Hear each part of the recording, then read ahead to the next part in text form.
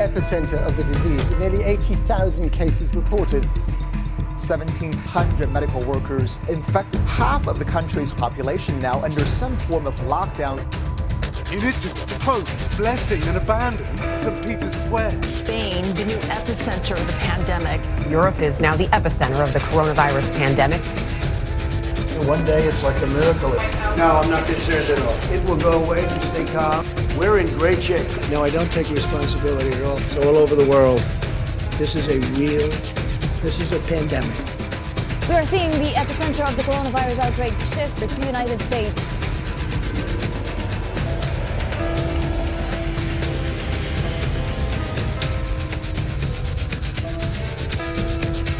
With a record number of Americans out of work, thousands of people are lining up outside distribution centers all across this country just to feed their families. Mahabharat का युद्ध 18 दिन में जीता गया। Corona के खिलाफ जो युद्ध पूरा देश लड़ रहा है, उसमें 21 दिन लगने वाले हैं। Migration on a scale that's never been seen before since India's partition in 1947. A lockdown without any planning for India's millions of migrant workers and daily wage earners has led to a humanitarian emergency.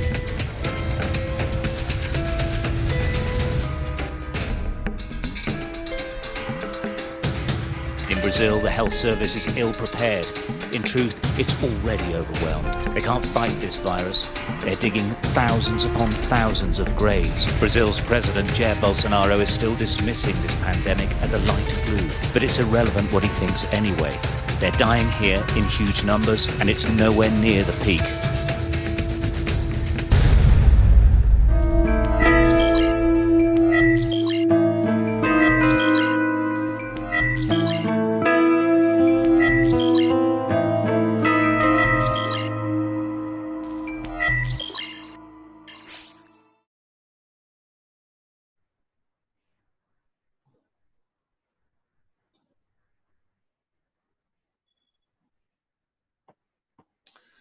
Welcome to NewsClick and our partners discussion series, on which we take up the issue of COVID-19, which of course is the major issue facing the world today, and the challenges before us as society. How do you deal with it? We have partners who are Pan-Africa TV, we have partners in Brazil de Fato, and we have People's Dispatch, who run a global news service. So all of these have joined together to talk about what are the dimensions of the COVID-19 epidemic we're facing. We had Thelma Narayan, Dr. Thelma Narayan, a well-known social health activist, done a lot of research in public health. Unfortunately, her video at the moment is not working, so she's not been able to join us. We have two panelists, Dr. Yogesh Jain, and we have Dr. Satyajit Rath, both of them very eminent in their fields. Yogesh did his medicine from All India Institute of Medical Sciences, and then he's been working in an economically backward region in a district, the rural health setting, working on public health, and also the founder of the Janasa Swasthya Sahyog, a hospital dedicated for caring for the poor and the excluded or the disadvantaged. Satyajit is an immunologist. He's done his medicine and then he's also done his PhD, and he's been researching this issue. And as you know, COVID-19, of course, one of the major issues is the immune systems and the problems the immune system has to tackle it. And of course, the issue of vaccines. I'm going to leave this discussion. I'm going to start this discussion with handing it to Yogesh first to talk about, give us a brief overview of the issues that are facing us and where do you go from here. Yogesh, yours. Yeah. Thanks, Prabir. As from the vantage point that I am in rural central India, I would like to unpack the signs of COVID-19 as we see before we start discussing about its consequences on the society. So this global disease now, which has caused sickness in almost all the countries of the world, maybe except now North Korea, which hasn't reported as yet, is called a pandemic because it involves people in all the continents where people live. And it's called COVID because it is coronavirus disease, the first few letters of both the words.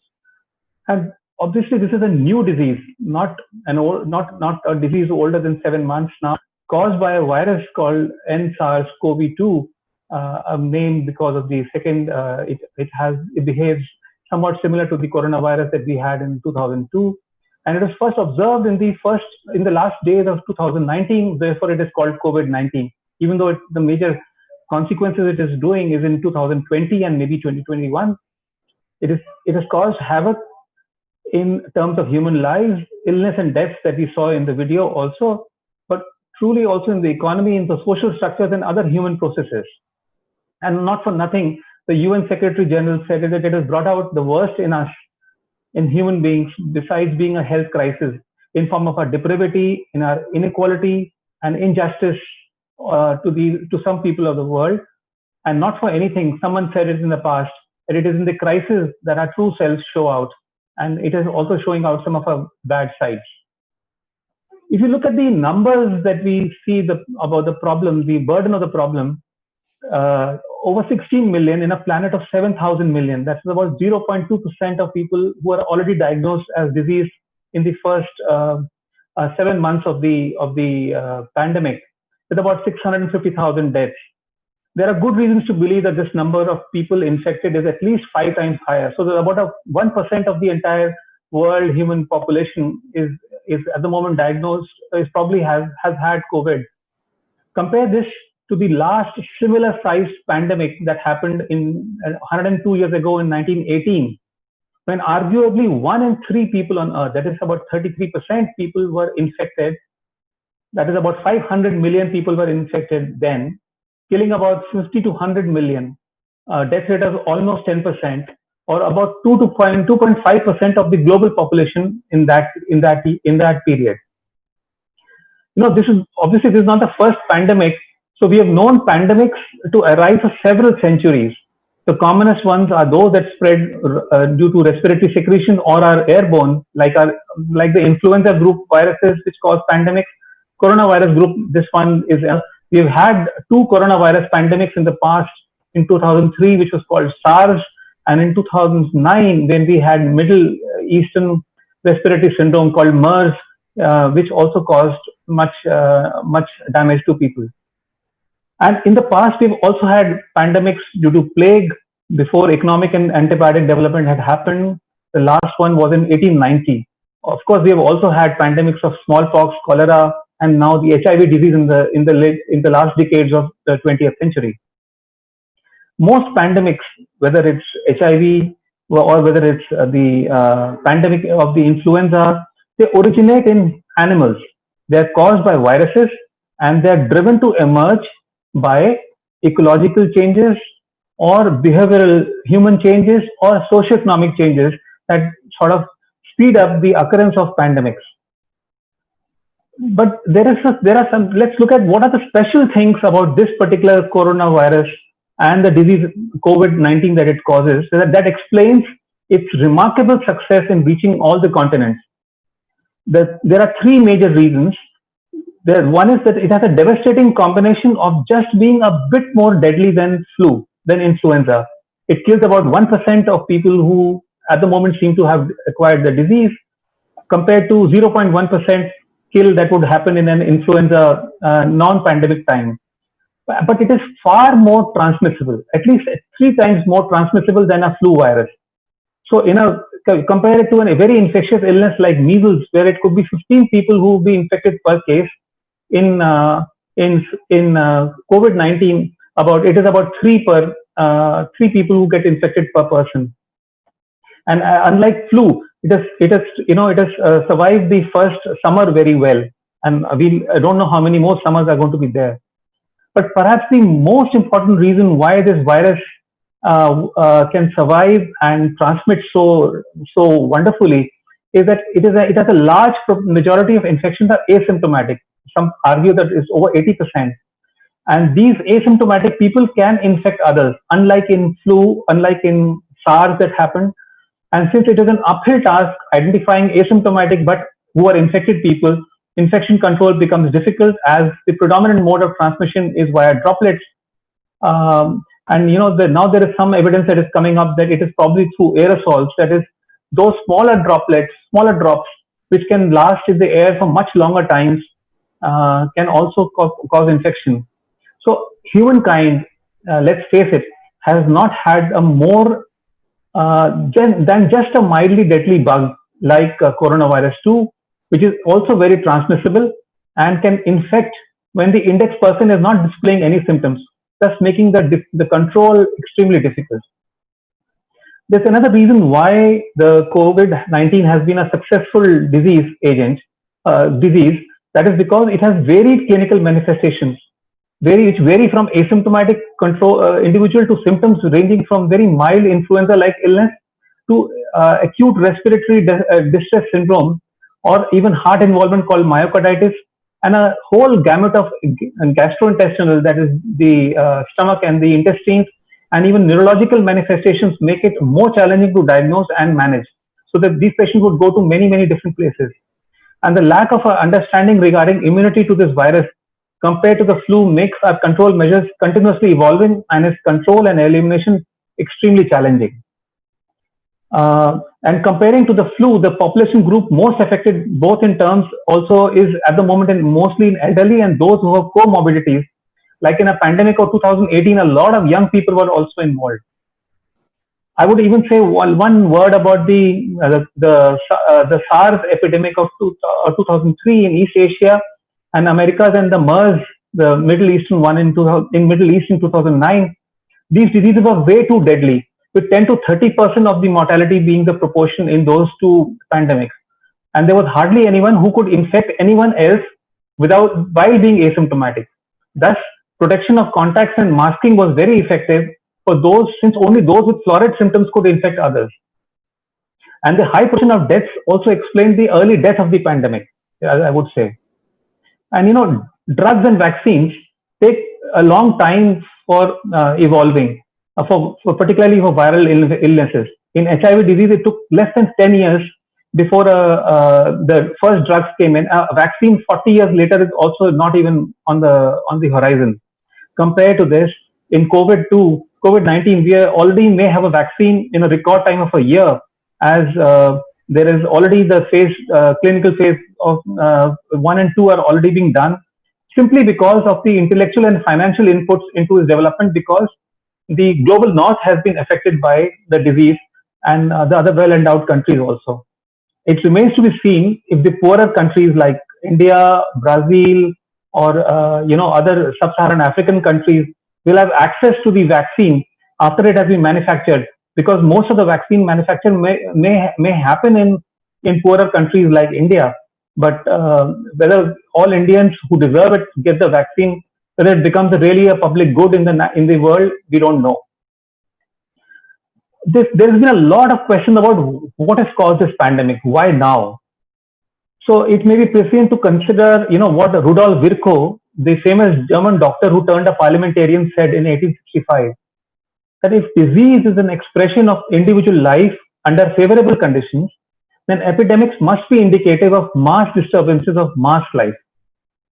Let us explore whether this explains this pandemic. Early on and even now, the media is agog with allegations of biological warfare. In fact, one state premier whom we know called it a virus with a name of another country prefixed to it.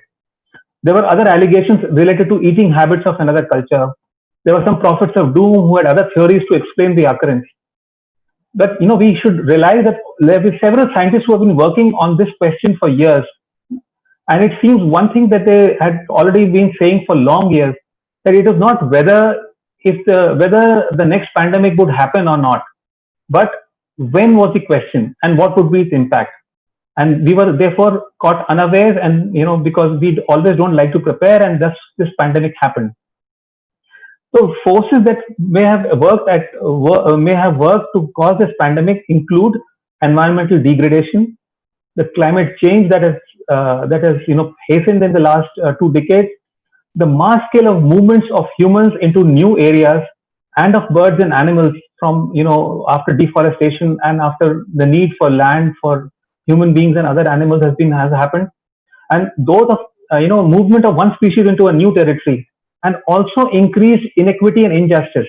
As we know that, 26 individuals own as much as 50% of the wealth of the human beings.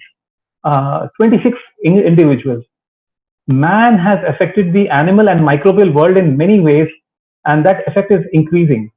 Even though since it started about 10,000 years when man started practicing settled agriculture and domesticating animals, but there's been a larger prolonged interaction between man and animals which has increased over these last 10,000 years. In fact, the illness called influenza came into humans due to interaction between man, domestic water birds, as well as poultry. Coronavirus also similarly infects mammals, including humans and avian species. So the other changes that have happened in the Anthropocene era that we are living in is an increase in mobility. So in COVID times, as we can call it now, this has taken breathtaking mobility. So people, animals, and microbes can now reach from one place to any other place on the globe in less than 24 hours. So I would say that this search for the possibility of COVID being a biological warfare is neither likely, nor is it a useful direction to pursue. The typical signatures of genetic manipulation are just not there. And even if it is a laboratory error due to which the microbe came out of a lab, how would it spread to all the other countries without humans actually doing it due to their own neglect? So I would say the suspected origins in a wet market, wherein wild animals may also be there in some of the wet markets, is not so dissimilar from non-human flus which jumped from one species to another. Animals as food have large environmental and health consequences, and they should not surprise us. Even without it, pandemics are possible from many other human and animal interactions. We all have a right to our cultural habits, including what we and how should we eat things. And even if it is for a preservation of biological diversity and respect for all animals, all lives, these eating habits that tend to be blamed account for a minuscule proportion of global eating practices. So, and we should realize that epidemics and pandemics are not sudden random events. Microbes like viruses and bacteria jump species regularly, and genetic changes are also happening regularly. So some mutate to a favorable strain and spread as a pandemic in an immunologically naive and highly mobile population. So I would say that finally, in summary, about the occurrence of these things, coronavirus was a zoonotic spread from bats to pangolins or to humans directly, probably as a result of climate change, environmental degradation due to heightened economic pressures, leading to increased interaction with varied fauna. There is a possibility of a mutation in this or the other viruses, leading to possible frequent waves of such infections throughout the world. So pandemics are bound to happen. Let's face it. It is just that the probability increases as two critical factors come together.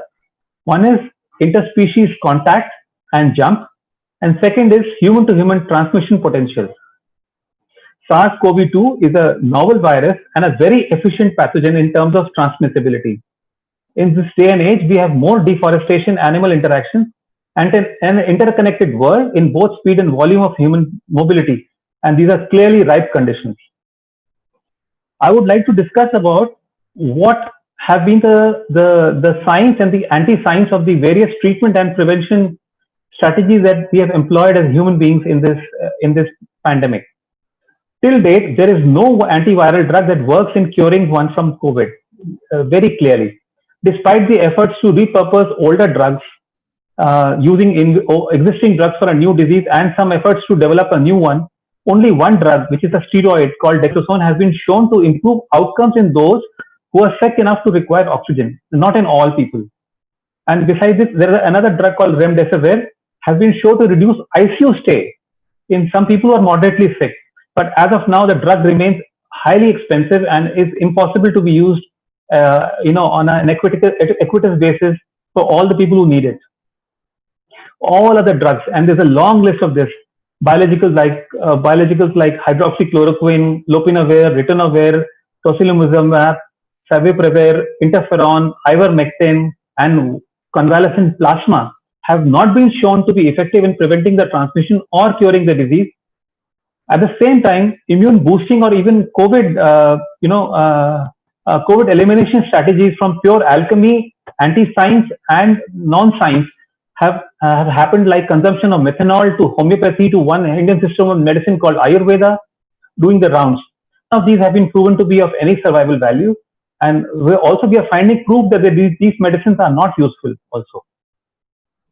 So another drug that works well is oxygen. 15% of people with COVID may turn sick and they may require oxygen. And if they are short of oxygen, then when they require it because of lung involvement, the people might worsen. So I think oxygen would be one drug that we should ensure that it should be there. 3% of all people and 20% of those who require oxygen might require ventilation, respiration, and ventilators has hogged the limelight in terms of the technology that should be inserted. And we know that it doesn't. The outcomes in those people who require ventilation may have 10 to 20% of those surviving. So for value for money, it would be to spend in getting oxygen for people. The other two things that have seemed to have worked is high flow oxygen, which also is expensive, but also nursing people lying on their belly rather than lying supine or lying on their backs has been shown to work. So lying on belly is supposed to improve oxygen delivery to the lungs, and therefore it may be better in a way. So the other thing that might work is to prevent people who are over 60 years old and those who have various illnesses like diabetes, heart disease, and all. It is important to check when they get COVID for signs of breathlessness or falling levels in oxygen to be able to act in time. In preventive strategies, I would say that we have had a sudden increase in the lexicon of this year. The words like quarantine, isolation, social distancing, lockdown, flattening the curve, herd immunity, hotspots, containment zones, work from home, masks, and hand hygiene have become almost common words like hi and hello. So quarantine, as we know, is isolating people when they come in contact with a larger community from outside on the suspicion that they are carrying disease agents on their bodies, and they have to be kept aside for a duration equal to the incubation period of the disease. So that is 14 days for coronavirus, COVID disease. And isolation is in differences that you keep an infected person away from healthy or vulnerable people till one turns non-infectious. So that is always a difficult thing.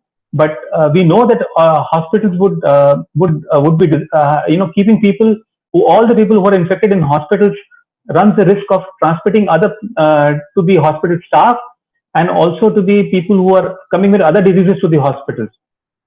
So therefore, community isolation is a way to be considered in the future.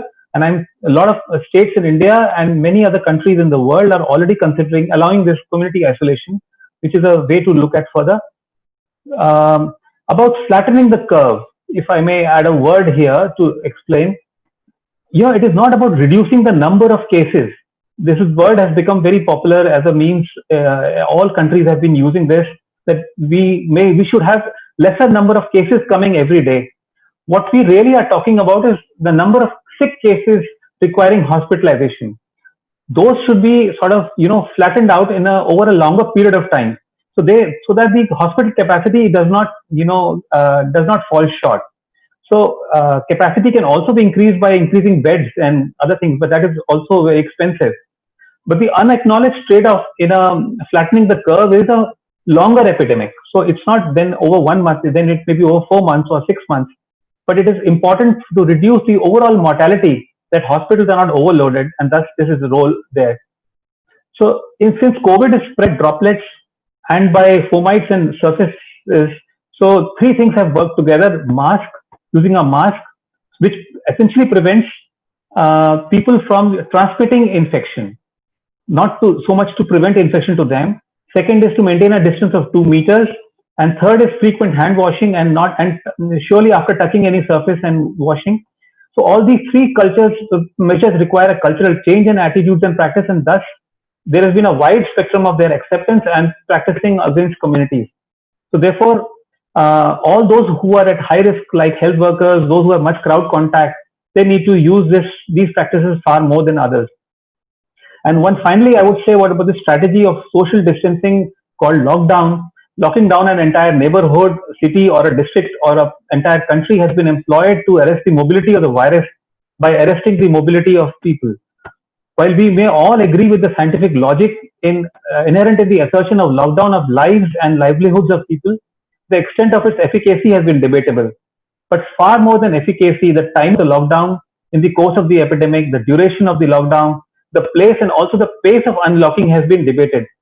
There is one truth that seems to emerge still, that if there is a tussle between people's health and the economy, the former seems to be the obvious choice to be supporting, as there are enough examples that economic recovery may follow sooner or later. But during the process of the lockdown, people's lives have to be also protected, and their needs have to be looked after. So about vaccine, we will discuss a little later in the program. But a vaccine would work if it prevents anyone from getting infected or from shedding the virus further if one is infected. And thirdly, to prevent the disease from getting into a very bad situation. You might get the disease, but not the complication. And several candidates vaccines are running the race. Some have reached phase 1 and phase 2, and it's only the phase 3 trials when the vaccine is used at scale that will tell us which way the vaccines would be useful. That might happen before the end of this year or early year, and therefore this would be questioned. So suffice it to say that if the population immunity was to come with 60% vaccination coverage, with proper and near complete use of other social distancing and physical distancing measures and other non-pharmaceutical preventive intervention, the number of people who should be covered with vaccine may even come down to 20 to 30% also.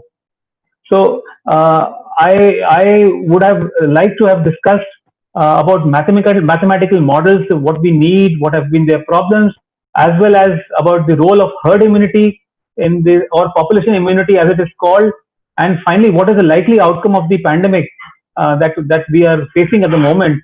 How long is it going to last, and what are the factors that will affect its longevity?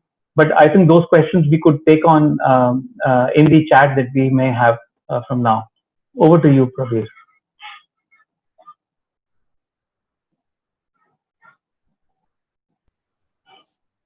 Now that Thelma has joined us, I was the proxy chair till now, so I'm going to hand it over to Thelma and tell her that we have still 2 tasks for the chair. One is to have that animation video to play, and other is to announce that how the viewers can join in the discussion, at least in terms of asking questions. Over to you, Thelma.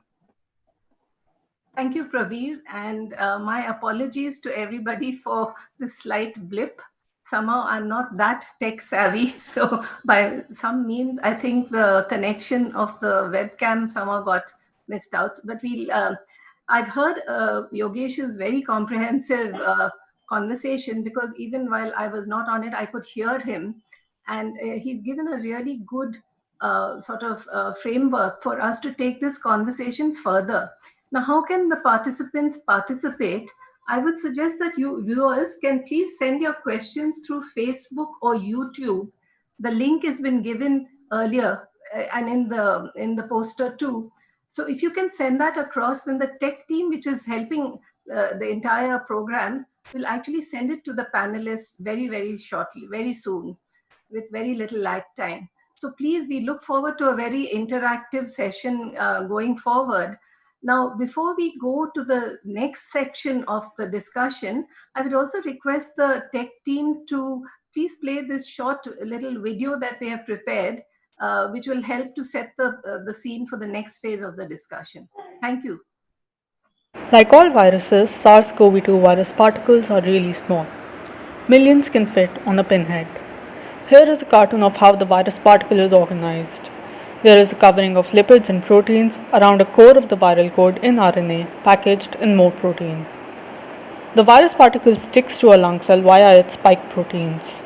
The spike proteins are trimmed by enzymes on the cell surface. These trimmed ends then stick very efficiently to ACE2 proteins on the cell surface, anchoring the virus particle to the cell. The outer coverings of the virus particle and the lung cell are then pulled together and joined together. Once the coverings of the virus and the cell are sufficiently close, a channel opens and the virus RNA gets into the lung cell proper. Once the viral RNA is inside the lung cell, it takes over the cell's processes and starts making copies of viral RNA and proteins. The new copies of virus RNA and virus proteins are then assembled as hundreds of new virus particles, which can come out of the infected cell ready to infect many more new cells. Some antiviral immune responses come into operation simply by sensing virus rather than sensing a particular virus.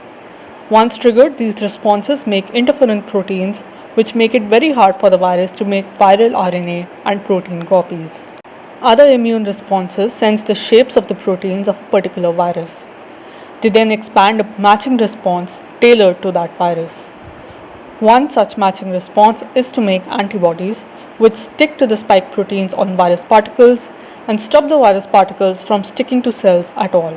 Another tailor-made antiviral immune response is to make T cells, which recognize target cells infected by that particular virus. Once these T cells recognize an infected target cell, they kill it, preventing it from making more virus particles. I think we can continue because I think the video has already been played. You're on mute. Okay, thanks. Yeah, sorry, I didn't know that. I think now I have a question myself to Satyajit.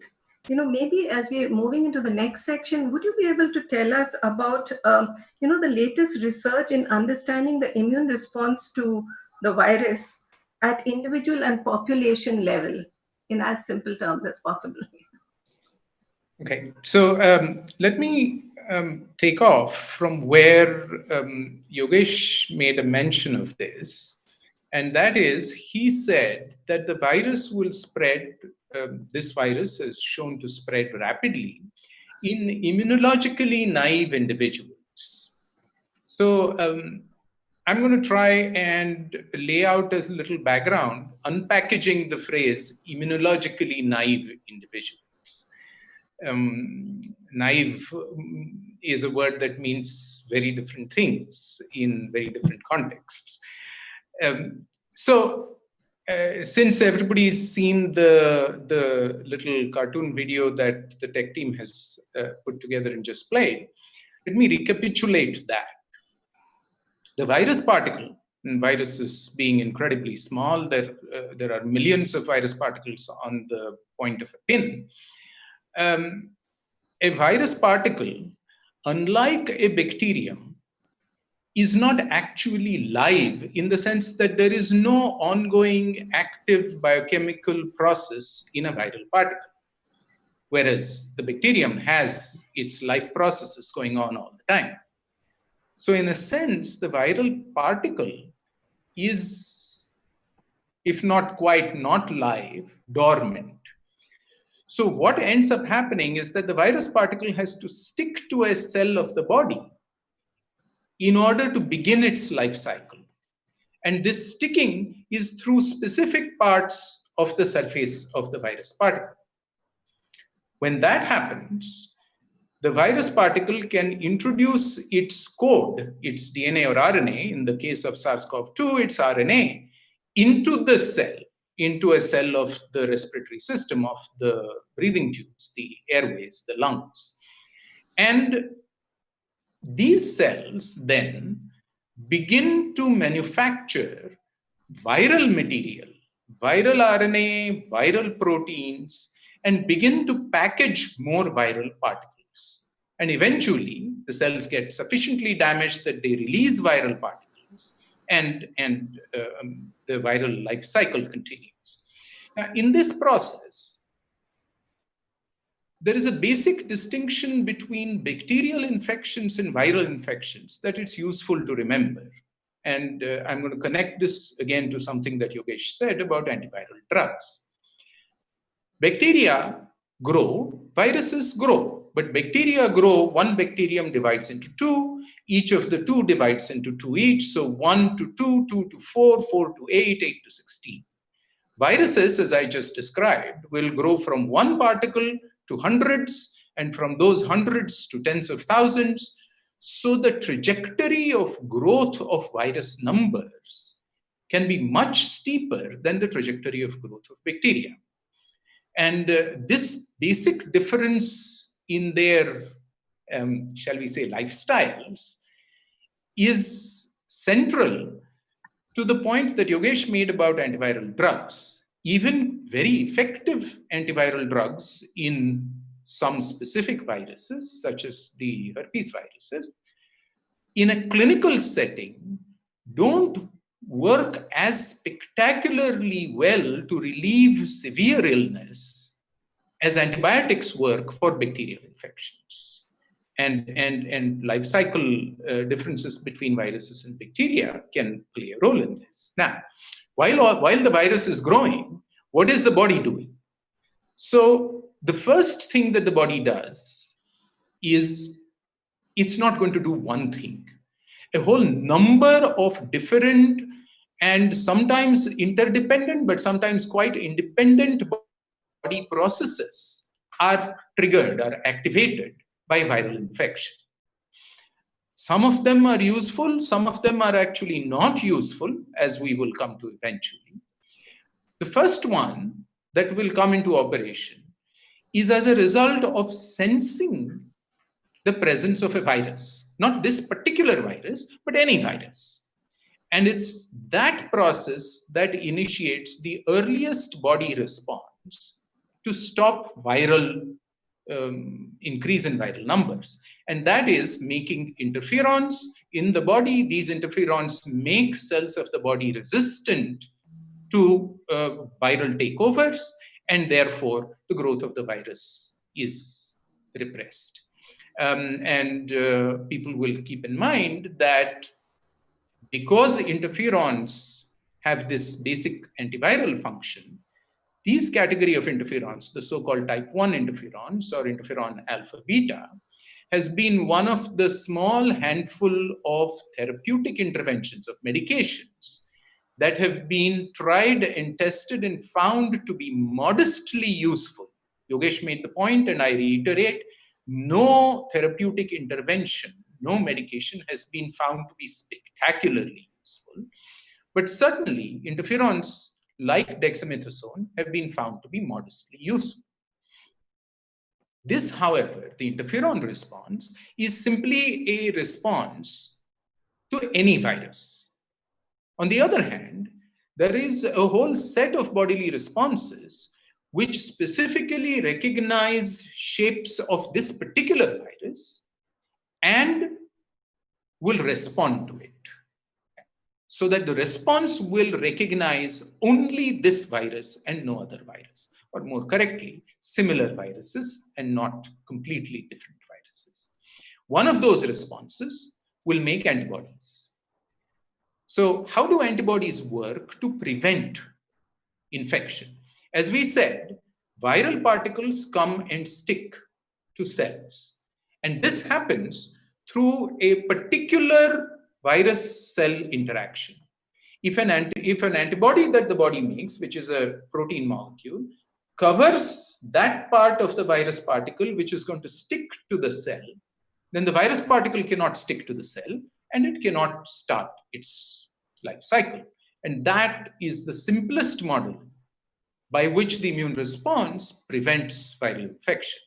This is one of the reasons, it's only one of the reasons, but it's one of the reasons why we are all interested in the antibody responses of infected individuals. Yogesh made reference to convalescent plasma being tried so far indeterminately as therapy. And the background to that, technically, is that people who have infection will have generated antibodies, and these antibodies will lead to such stoppage of viral infection. Thanks, in addition to this, just two sentences. In addition to this, there are other cells that can kill virus-infected cells. The trouble with that is we're not quite sure how to measure them in large scale, and we are not quite sure what precise role they play in viral infection. So there's a lot that we don't know about the immunology of COVID-19. Sorry, Thelma. Yeah, no, thanks. Actually, this needs a lot more discussion, and your response is very valuable. There are some questions coming up from the audience, and that's why I thought maybe we could take some of them. There was one question which says, can the panel address that while most countries could control the epidemic, why did it not work in India? That's one question. And I will also read out the second question. Can the panel address why the impacted countries behave so differently? What could be done? What could be the reasons? So maybe I would request the panel to answer the second question first, the reasons why the impacted countries behave so differently. I could take the first shot, and then it has been now shown in good observational research that only those countries which had a good public health system before the pandemic started, as well as good public health processes that have done some semblance of some appropriate work and have been able to look after their problem.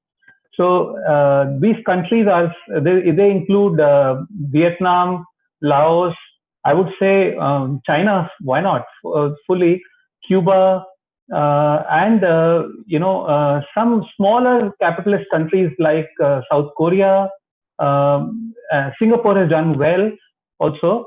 But so one thing I would say is those countries which have valued their public health system development have done well, and those countries which have relied on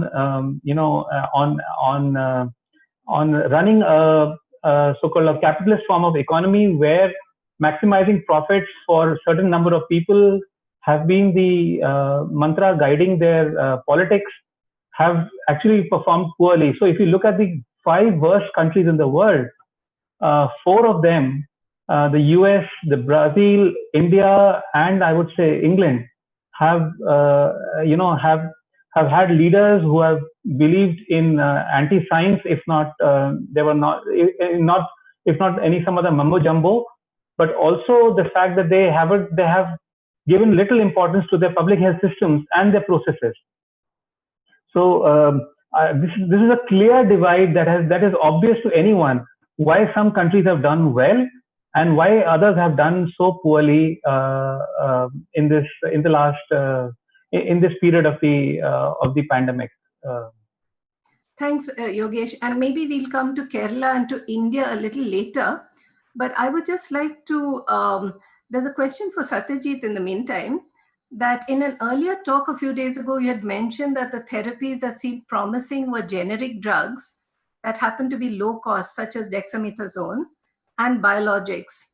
What are your thoughts now on this? So I'm not sure that quote is entirely accurate, but absolutely. The therapeutic at that time that had been shown to be really modestly but clearly useful is, as Yogesh pointed out, dexamethasone, which is a small molecule, generic, cheap, easily available. And it was useful. It was shown to be useful to no one's surprise. Any physicians and paramedics working in intensive care systems are aware that much of the damage going on in the body in an infectious disease is caused not by the infecting microbe per se, but by the immune response of the body. It's why it's so hard to classify immune responses in the plural of the body as useful and not useful, because an immune response can be useful as well as damaging at the same time. And a classic example of that is the inflammation that is controlled by dexamethasone. So inflammation is a way that the body uses to quarantine the virus, in quarantine being the word of the year pretty much, to quarantine the virus at a particular point in the body so as to be able to control it a little bit better. But if inflammatory processes are way too widespread, we have what we see in severely ill COVID-19 patients, which is a lung full of locations of inflammation leading to damaged lung function. So the drugs that are most likely to be useful in severe illness are always more likely to be drugs that look at the body's responses, such as inflammation, and not merely drugs which kill the virus, because by then virus killing is one part, but the inflammation in the body is the major part for generating symptoms.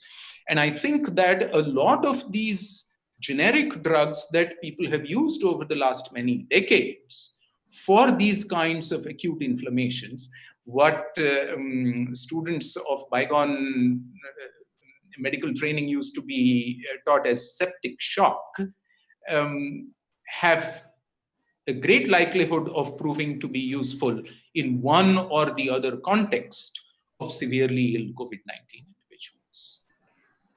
Thanks, Satyajit. What about the use of interferon, as you were mentioning earlier?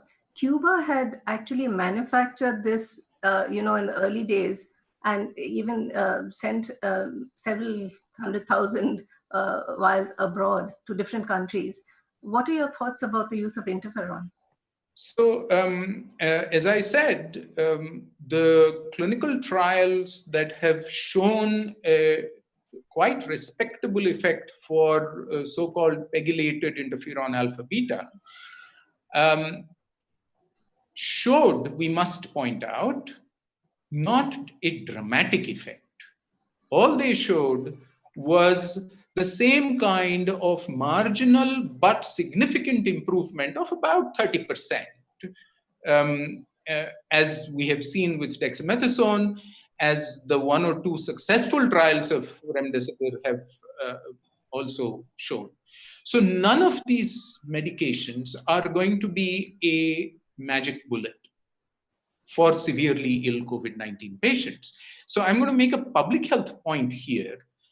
Rather than thinking only about medication, as Yogesh pointed out in the context of oxygen, I'm going to widen the point and say our ability to provide skilled nursing care and skilled medical care without massive cost to everybody who needs it, without depending on their ability to pay, is the critical issue.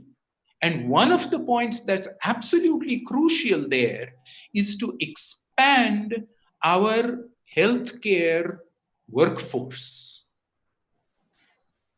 And I find it astonishing how few countries in the world have, in response to the pandemic, begun systematically training, skilling, and recruiting a properly employed, skilled, and capable nursing and physician workforce.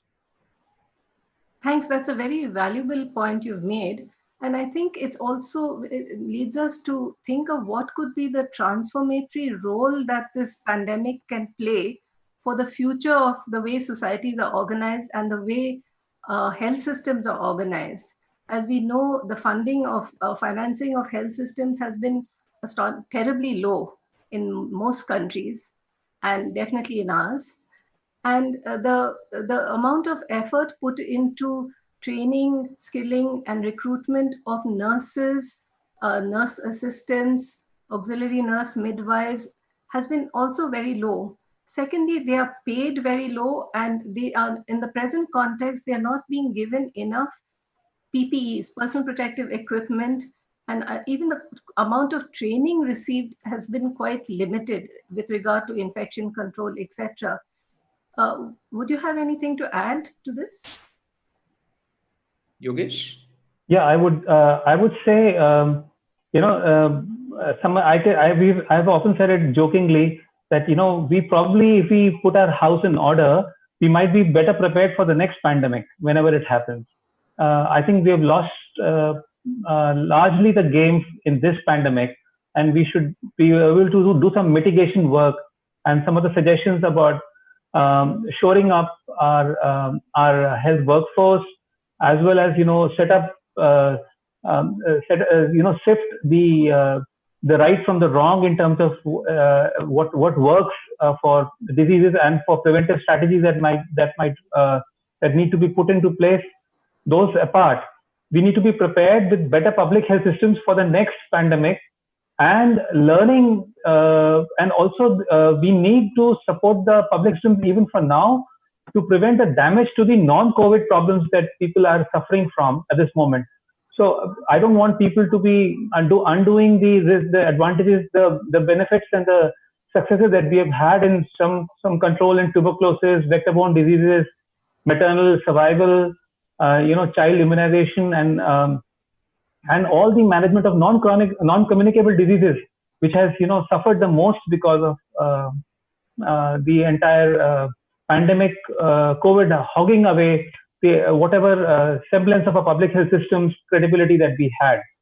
But at the same time, I would say putting the public systems regaining their rightful space in providing public health at an individual and at a community level, also sort of at this moment regulate the private system, and also being guided by a more strengthened public health system is the way I would suggest if I was to decide for how we should learn from this pandemic for looking at future. Thanks, Yogesh. In the same vein, I mean, when you talk of pandemic preparedness from the international health regulations of 2005, there have been several platforms and international bodies that have been set up, and international mechanisms for influenza like pandemics, etc. And the pandemic preparedness of different countries has been very varied. For instance, in our country, it's not been tremendously great. It's not been visible to most people within the country would be unaware, including professionals, about the pandemic preparedness for which, because this, as you said in your talk, this was a pandemic waiting to happen.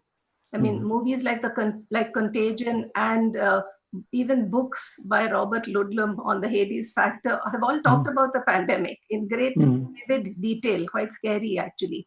But we have not, whether it's in popular medium or the scientists that have been putting this forward, their voices have not really been taken on board in terms of decision making by governments and even by international bodies. So what could be the social accountability mechanisms on behalf of the citizens of the countries that are of the South, say in particular, because inequalities in this pandemic are huge. So what should be the social accountability mechanisms that will help to take this forward? So I would like to say only those countries which have faced a pandemic in the past have actually looked at, have done it better. So all East Asian countries who suffered the SARS pandemic in 2003, they have done better, whether it is even Singapore or, or South Korea or Vietnam and Laos. They have been able to put their things in practice and, put lockdowns or supporting the social protection for their people when they are locked down, or when putting up surveillance systems in place, testing, tracing, that has done well, and let's learn from. But I would say it is also the politics and the way society is structured in these communities that has been that has led to reasons for success. So, for example, in Kerala, in India, as we know, the only state that has a socialist government has without using technology in sense of this the information technology, has been able to trace and test each contact of each person who's been infected using local governments and local committees of people to reach out to everyone. So, and I think this pattern has to be actually recognized where governments that are responsible to people, which is actually a participatory form of work, delegated to the community level at large, that have been able to be prepared. And I think this is part of healthcare preparedness, not only just a preparedness for other social goods that any government should be providing. And of course, funding adequately. So to this 2005 guideline that you're talking about, if you read them now, they could be easily, I could just change the name of influenza and put coronavirus disease, and this would be still applicable to us. But in 15 years, no one has read it. Not even the most developed countries in terms of, economy or other measures of, affluence. They've also not read the book, and therefore people have suffered that also. Yes, so there is a question that's come in as to why has the US withdrawn from WHO? Do we have a rational explanation? And in continuation with what you just said about pandemic preparedness, the pandemic preparedness plan of the US, which was there under the Obama administration, was actually shelved by 2 to 3 years ago. So would you have any response about the US withdrawal from WHO? So I think this is geopolitics playing in. It is not that US has taken away the grant that they used to make to WHO and use the money for shoring up their own public health systems. In fact, if at all, their federal funding for defense has increased remarkably in this period of the COVID outbreak, as well as other expenses that could have waited. But healthcare expenditure is something that has remained unchanged, and I think it is for some optics to suggest to discredit other competing economy countries. One obviously was China, and also I think it was poor judgment also, I would say, that led to this, besides a play of geopolitics that allows someone to say that we are still the best in the world, and yet even if we have had the disease. Yes, so there is another question about how useful are epidemiological models in this pandemic. Are they really effective in telling us the right things? So yes, so I would say that there are all these mathematical models that have led to that have varied in different places. We should know that decision making in times of uncertainty is always risky, and therefore these models are taken recourse to, and we know that they would have been useful to predict the course of the disease progression, or even to plan things like when to clamp a lockdown, when to unlock the population clamp, or to know how many people are going to be requiring hospitalization, how many are going to die, and what will be the period of time over which the epidemic is going to be there. So these questions, they could have been handled they have been handled by different mathematical models, and these mathematical models are actually, we should realize that they by nature are very simplification, and there are approximation of reality, and they are either based on regression, that is an equation that predicts a value based on inputs that you put into it, or they are mechanistic, where individuals move from one state of disease to the next based on specified factors. So from susceptible to infected to recovered. So the quality of these all these mathematical models for the epidemic have suffered because of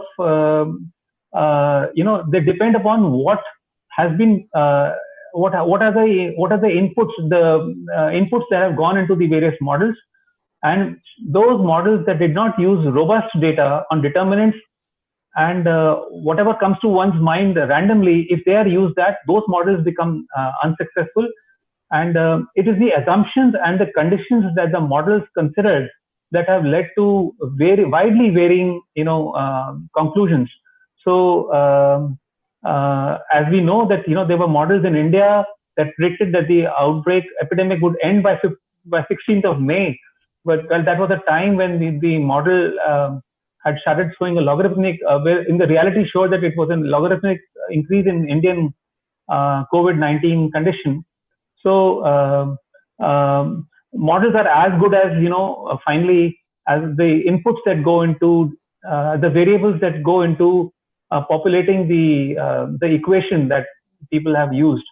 And these models have not been too successful in pandemics. They are more, these models are very useful for planning public health functions like vaccination coverage. And so it's a lot of statistical jugglery, and I think it's a leap of faith when you start believing a particular model than others.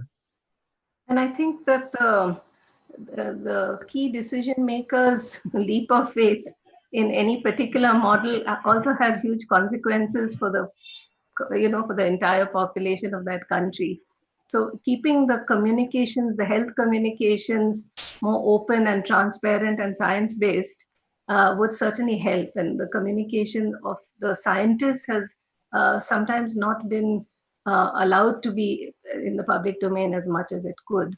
There is a question that there are evidence that prove that the presence of aerosols in COVID hospitals is there, and there can be a possibility of airborne transmission. Does the same preventive strategy work if COVID is airborne? Yogesh? Well, yes and no.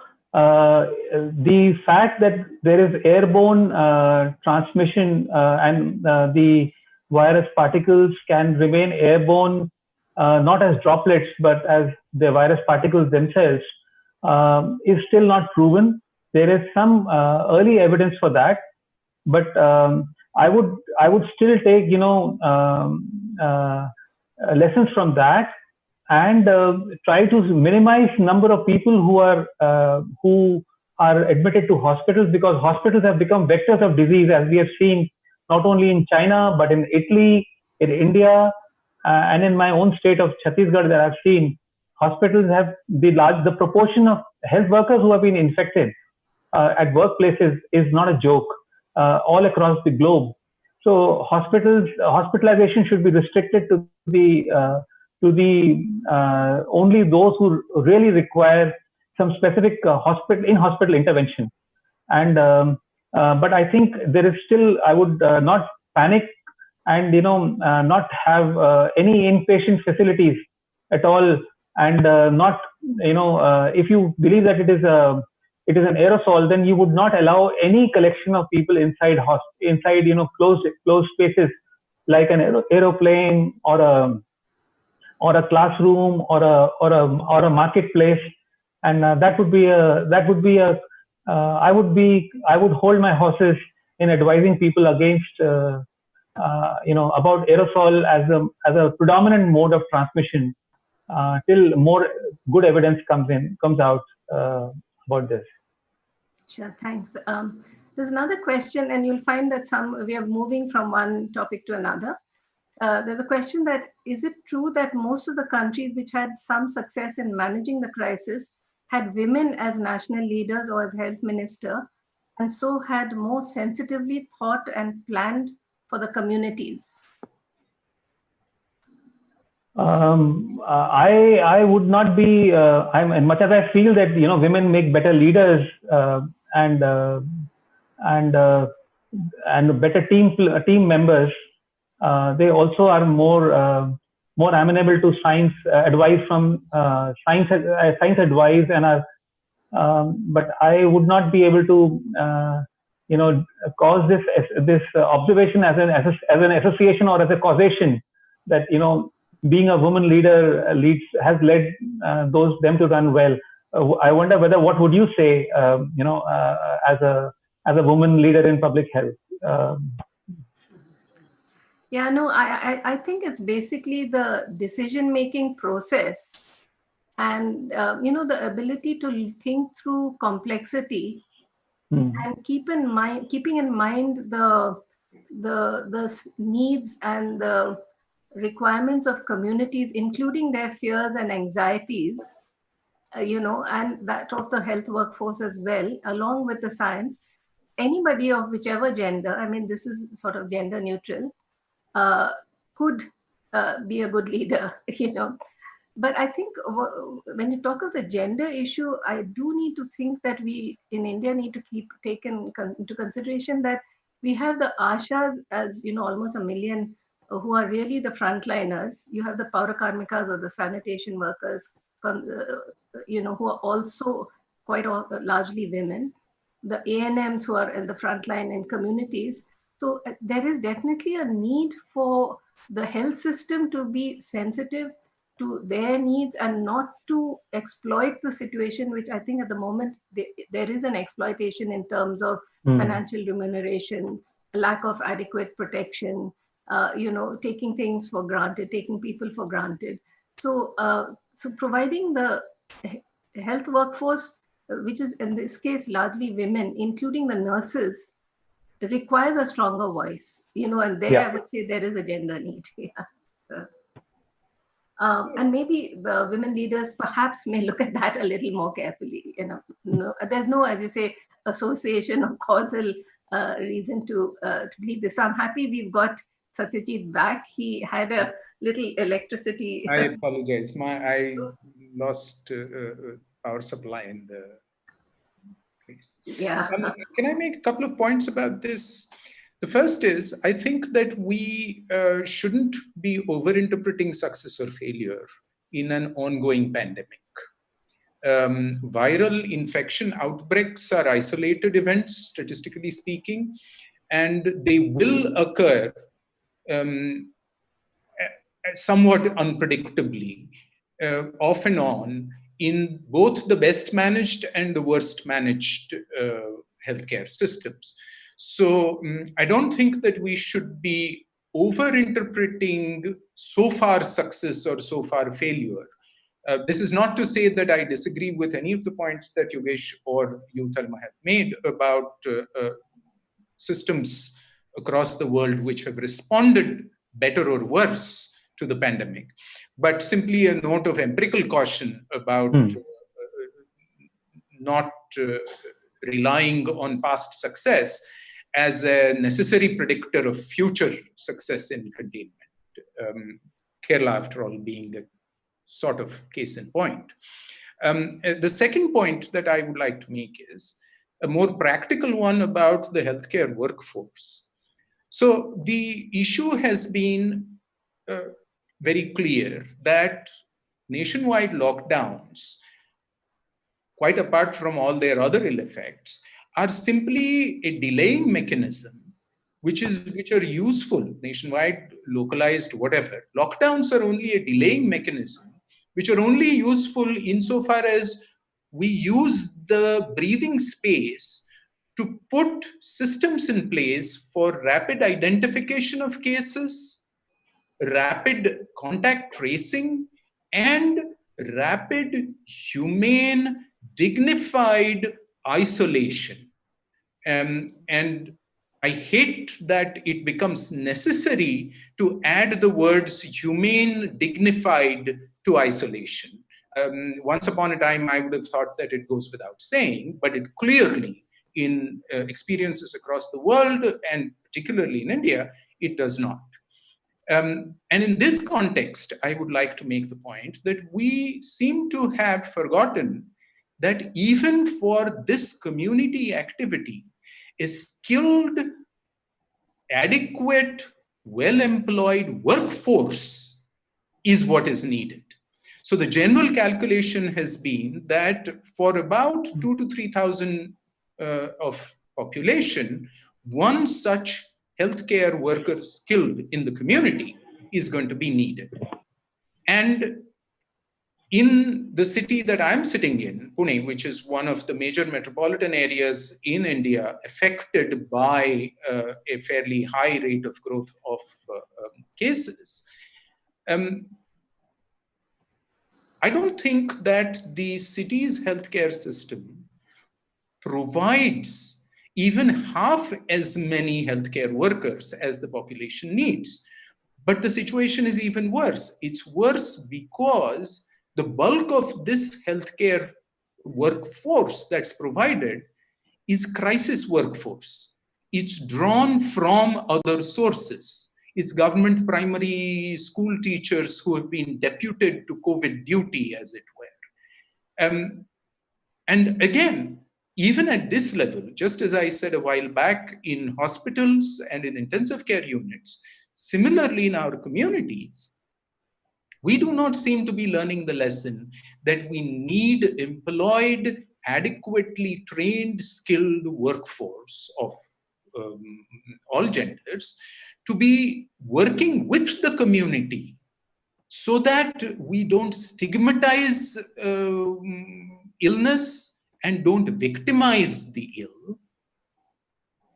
None of these lessons do any of us seem to be learning. And in this context, as a last point, I gather that some of our colleagues in South Africa have had a somewhat different experience in that public health system. And it would be remarkably interesting to hear some of those experiences and to learn or to relearn the truism that the Global South has a great deal to teach the Global North.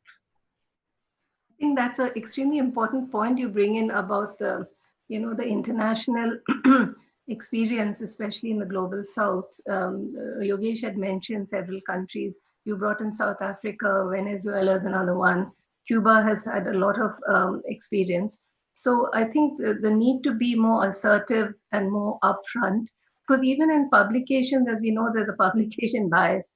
Sometimes the experience from these countries may not get into peer-reviewed journals, so say the Kerala experience, everybody's talking about it, but it may not be in the scientific literature as yet. So having experiences from the Global South influencing decision-making at the larger level, including globally, is an extremely important point. We now have to keep an eye on the clock and sort of begin to wind down in terms of the final concluding remarks. Since we will probably be discussing vaccine issues later, I just had a point that the ecosystem for vaccine development is very complex and it's extremely competitive. And there's a lot of protectionism that comes in, including through multilateral arrangements, whether it's WTO or WIPO, etc. So in this, and since it's very much, vaccine development in the context of COVID-19 is really on the forefront. Would you have some closing remarks on this? And then Yogesh, if you could also add your closing remarks after Satyajit. Well, let me say something about vaccine development from the point of view of this much bandied about phrase, herd immunity, or as Yogesh more accurately phrased it, community immunity. And that's simply a situation in which so many of us have immune protection against the virus, that the transmission efficiency of the virus in communities drops so much that we gain control over outbreaks. It's becoming more and more obvious for reasons that it would take too long to discuss now, but the emerging evidence over the past couple of weeks makes it more and more likely that the only real way in which we are likely to get good control over the pandemic or over outbreaks in the pandemic is going to be with vaccination. Globally, there are 150 odd groups working on vaccine development, and there are many in the Global South, including in India, in South Africa, and in Brazil, amongst others in the Global South. Obviously, the ones that are moving forward most rapidly have all been those of the Global North so far, although China is clearly an exception. The one thing that I would like to point out is that the multilateral agencies that ought to have been coordinating a cooperative effort against the pandemic are being damaged during the pandemic by nativist, nationalist political opinion and narratives. This includes the WHO, this includes the WTO, both multilateral organizations, notwithstanding all their very many great difficulties and the reservations that many people have, like many people like us have about them. The correlated point is that all the vaccine candidates that are being developed globally are vaccine candidates that have originated in publicly funded health research and are partnered with profit-making private sector manufacturers. Cuba and China being the only real exceptions. And this is something for us to think about once again in terms of what both of you were talking about earlier, about how we reconfigure the public health systems globally. And I think that vaccine development and vaccine manufacture is an essential component. And that being primarily being rooted through the private sector globally is going to have consequences downstream in terms of not simply cost of availability, but priority of availability. Who gets the vaccines first? Who gets the vaccines next? And this is going to be the larger bottleneck in the process of the vaccine reaching the peoples of the world, rather than, as we sometimes get the impression, the science and technology of vaccine making. The science and technology of vaccine making in many ways is relatively empirical trial and error, and therefore with 150 efforts, we are almost guaranteed to get some qualified successes that are sufficiently useful to work. The question is really going to be, is there going to be global political will to ensure affordable, in time, equitable vaccine access and implementation? And that's going to be the next lesson for us to learn.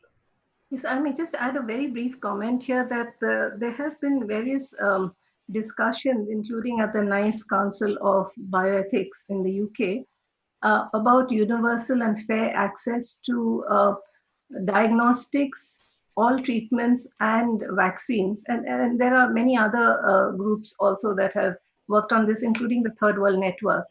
Now, I mean, what has come out is that in the H5N1 outbreak in the Southeast Asian region in 2006, it revealed that the virus sharing system of the Global Influenza Surveillance Network, GISN, to be a system of winners and losers. You know, so countries shared their virus strains with WHO designated labs. At that time in 2006, it was mostly in developed countries. These labs then developed candidate virus strains with and gave it to the pharma industry, often without the consent of the country giving the virus strain. And this issue comes under the Convention on Biological Diversity of, So the industry received the candidate vaccine virus. Also, they received government subsidy and made profits from the vaccine sales.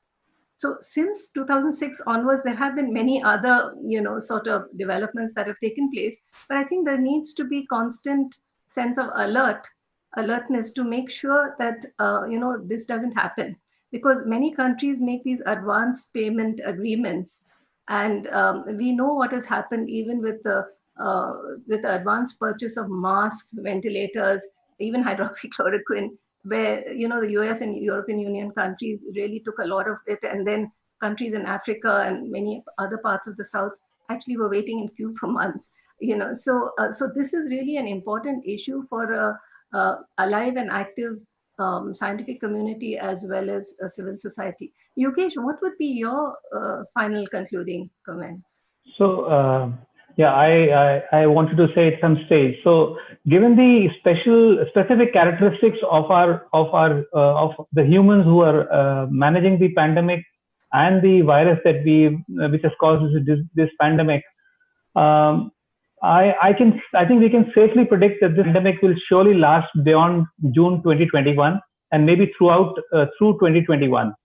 So easily, if we need to be prepared for a year and a half, it may settle as an endemic disease with occasional spurts thereafter, much like influenza, or if we have received a vaccine, to those who need it, we may have acquired population immunity, but I think that's, I'm not too hopeful that would happen.